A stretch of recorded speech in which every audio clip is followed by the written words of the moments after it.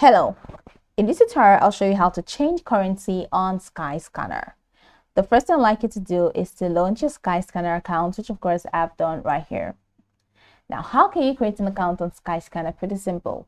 Launch in the browser of your choice and locate the search bar. In the search bar of your browser, type skyscanner.net, and that's going to take you to the official website for Skyscanner. Once you get into the website, follow through the on-screen prompt to create your account. After creating your account successfully, it's going to take you to this fantastic homepage where you can now explore a lot of features to have an exciting time in Skyscanner.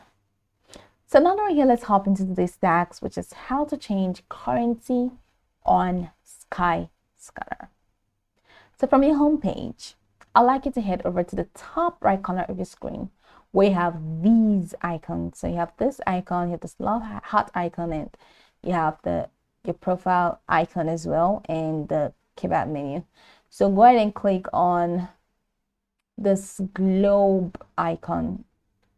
So once you click on that, it takes you here. You can change the language from this extended window.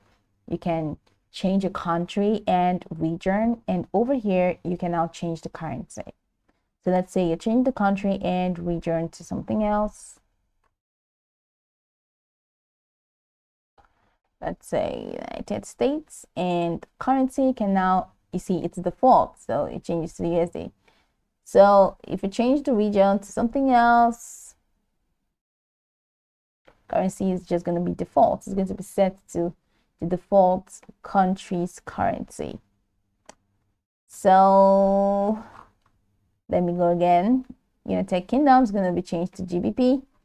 So that's it. So you can click on save. And that's it, has been changed. So you can see that your page has been refreshed to that. So I can head over here again and just set it to what it has previously been, which is Nigeria. So save, and the page refreshes to what Nigeria looks like.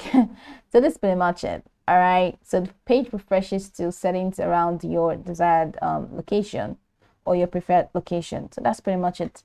You can go back to the tutorial from top to bottom to get acquainted with the steps, and of course once you're done, you'll be good to go. I hope this tutorial marvelously helped your search.